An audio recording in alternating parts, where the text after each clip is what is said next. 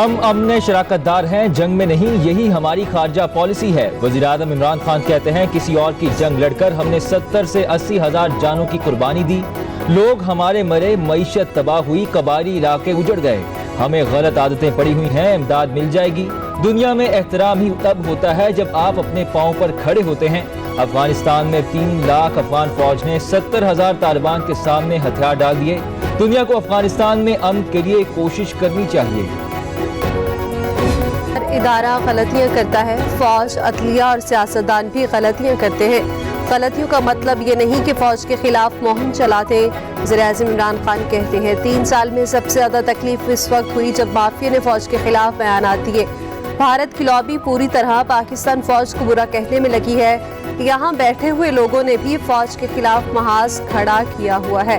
جب بھارت نے رات کو حملہ کیا تب احساس ہوا اگر ایسی فوج نہ ہوتی تو کیا ہوتا۔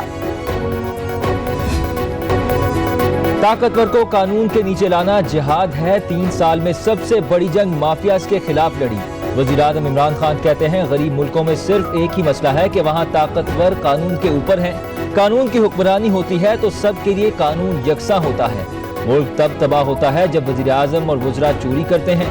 غریب ملکوں سے ہر سال 1000 ارب ڈالر چوری ہو کر امیر ملکوں میں منتقل ہوتا ہے۔ تجارتی خسارہ 20 ارب ڈالر سے کم ہو کر 1.8 ارب ڈالر ہو چکا۔ سر مبادلہ ذخائر آج 16.4 سے بڑھ کر 27 ارب ڈالر ہے۔ ٹیکس کلیکشن 3800 ارب تھی، آج 4700 ارب ہے۔ ریمیٹنس 19.9 ارب ڈالر تھیں، آج 29.4 ارب ڈالر ہے۔ ریکارڈ ٹریکٹر، موٹر سائیکل اور دیگر گاڑیاں فروخت ہو رہی ہیں۔ 3 سال میں نیب نے 519 ارب روپے ریکور کیے۔ سیاحت میں پاکستان اتنے پیسے کما سکتا ہے۔ بلاول بھٹو زرداری کا 3 سالہ حکومتی کارکردگی کے حوالے سے وزیر اعظم عمران خان کی تقریر پر رد عمل۔ کہا مہنگائی کو آسمان پر پہنچا کر ہزاروں پاکستانیوں سے روزگار چھین لیا گیا۔ امریکی صدر کی ایک فون کال کے لیے ترستے عمران خان نے ملک کو دنیا میں تنہائی کا شکار کر دیا۔ باتیں بڑی بڑی ہوتی ہیں اور کارکردگی صفر ہے۔ عوام اب جھانسے میں نہیں آئیں گے۔ وزیر اعظم اپنی ضد اور انا کی وجہ سے اقتدار چھوڑنے کو تیار۔ کابل ایئرپورٹ کے باہر 2 دھماکے، بچوں اور خواتین سمیت 15 افراد ہلاک۔ امریکہ کے 3 فوجیوں سمیت طالبان کے متعدد گارڈز بھی زخمی۔ پینٹاگون پریس سیکرٹری کی تصدیق، مشرقی گیٹ پر دھماکے کے بعد فائرنگ بھی ہوئی۔ ایئرپورٹ پر حملے کے وقت کئی جہاز موجود تھے۔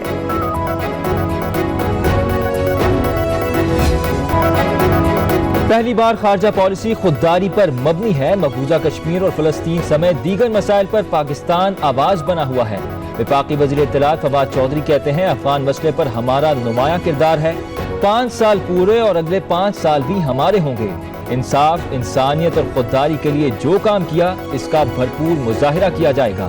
نواز شریف بجلی کے مہنگے کارخانے لگا کر بھاگ گئے۔ وزیر اعظم کو چیلنجنگ معیشت ملی تھی۔ اسحاق ڈار معیشت کا بھرکس نکال کر فرار ہوئے۔ فاروق حبیب کہتے ہیں دہاڑی دار بھوکا سوتا تھا، آج ان کے لیے پناہ گاہیں بنائی گئی ہیں۔ ملک میں پہلی بار 10 بڑے ڈیم بن رہے ہیں۔ اوورسیز پاکستانیوں نے اعتماد کا اظہار کیا۔ ترسیلات زر 29.4 بلین ڈالر پر ہے۔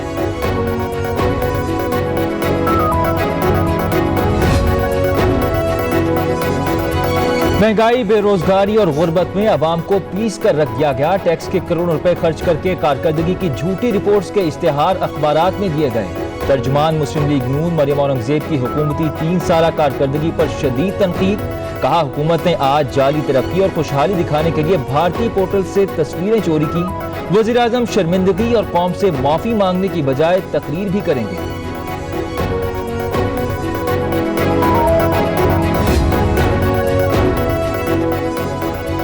پنجاب بھر سے 1,80,000 ایکڑ زمین واگزار کرائی گئی۔ نون لیگ اور پیپلز پارٹی کے مافیاز نے ناجائز قبضہ جما رکھا تھا۔ فیاض الاسد چوہان کہتے ہیں پنجاب میں 360 ارب کا ڈسٹرکٹ ڈیولپمنٹ بجٹ دیا گیا۔ صوبے میں سپورٹس کے حوالے سے 500 نئے گراؤنڈز بنے۔ روڈ انفراسٹرکچر کے تحت 1,11,000 کلومیٹر نئی سڑکیں بنائی گئی۔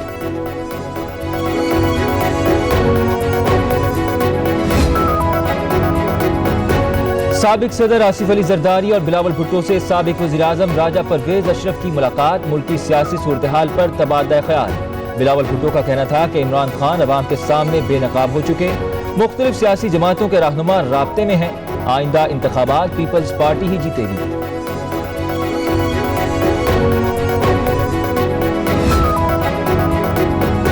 پیپلز پارٹی کی سینیٹر شہری رحمان کی وفاقی حکومت پر کڑی تنقید، کہا تباہی سرکار پیٹرول بم گرانے اور گیس و بجلی کی قیمتوں میں اضافے کے بعد اب سبسڈی کم کر رکھی ہے۔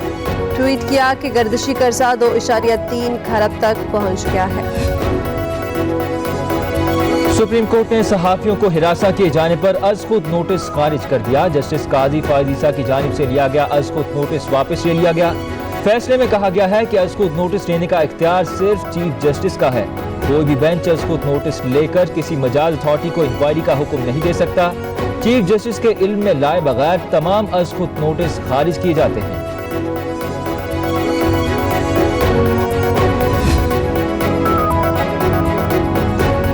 حکومت کا رمیز راجہ کو پاکستان کرکٹ بورڈ کا نیا چیئرمین تعینات کرنے کا فیصلہ، وزیر اعظم نے تقرری کی منظوری دے دی۔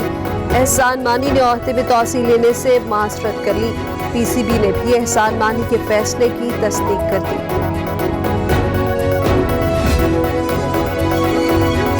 اسلام میں موسیقی حرام ہے، دباؤ ڈالنے کی بجائے کوشش کریں گے کہ لوگ ایسا نہ کریں۔ ترجمان طالبان ذبیح اللہ مجاہد کہتے ہیں عوامی مقامات پر پابندی ہوگی، خواتین کو اسکول، کالجز اور دفاتر میں کام کی اجازت ہوگی، 3 یا اس سے زیادہ دن کے سفر پر محرم کا ساتھ جانا لازمی ہوگا، خواتین کا نقاب اور گھروں میں رہنے والی بات بے بنیاد ہے۔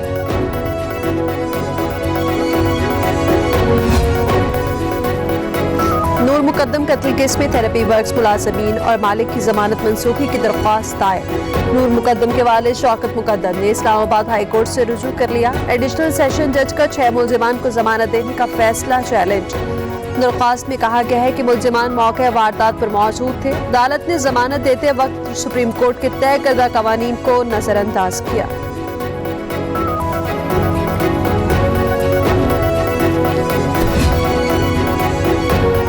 لاہور میں رزق کی تلاش میں نکلی خاتون درندگی کا نشانہ بن گئی۔ گلبرگ میں ایک شخص نے نوکری کا جھانسا دے کر زیادتی کا نشانہ بنا ڈالا۔ متاثرہ خاتون کا کہنا ہے کہ وہ ملازمت کی تلاش میں ایک شخص کے پاس گئی جو اسے ایک ہوٹل میں لے گیا اور گن پوائنٹ پر زیادتی کی، بعد میں دھمکیاں دے کر ہوٹل سے نکال دیا۔ مقدمہ درج، ملزمان کو گرفتار نہ کیا جا سکا۔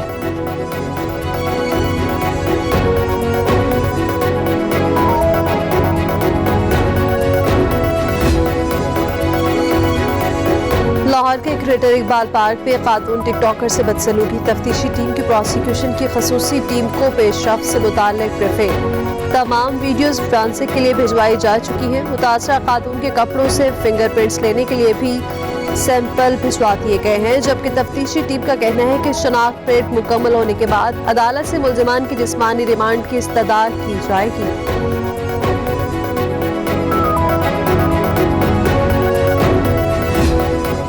پاکستان میں کرونا کے بعد جاری مہلک وائرس نے مزید 85 زندگیاں نگل دی۔ اموات کی مجموعی تعداد 25,320 ہو گئی۔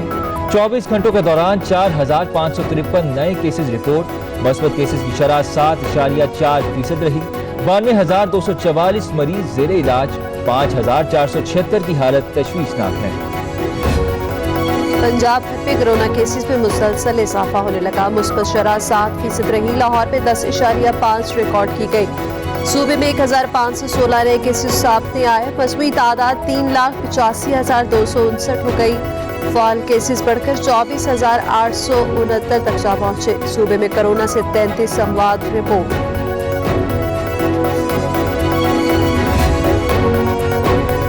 فائزر ویکسین کی 30,70,000 ڈوز پاکستان پہنچا دی گئی۔ امریکہ پاکستان کو سفری ویکسین عطیہ کرنے والا سب سے بڑا ملک بن گیا۔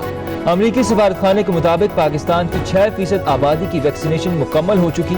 ویکسین آنے سے پاکستان میں ویکسینیشن کے عمل میں مزید تیزی آئے گی۔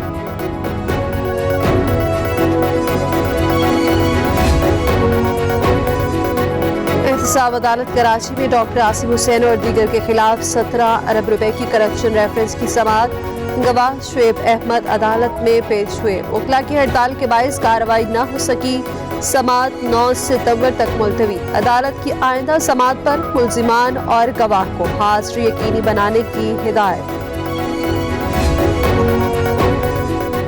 اور पाक बहरिया के जहाज PNS जुल्फिकार के सऊदी अरब की बंदरगाह जद्दा का दौरा। तर्जुमान पाक बहरिया के मुताबिक जद्दा आमद से कबल PNS जुल्फिकार ने बहीरा रूम में तुर्क और अतालवी नेवी के साथ बहरी मशकों में भी हिस्सा लिया।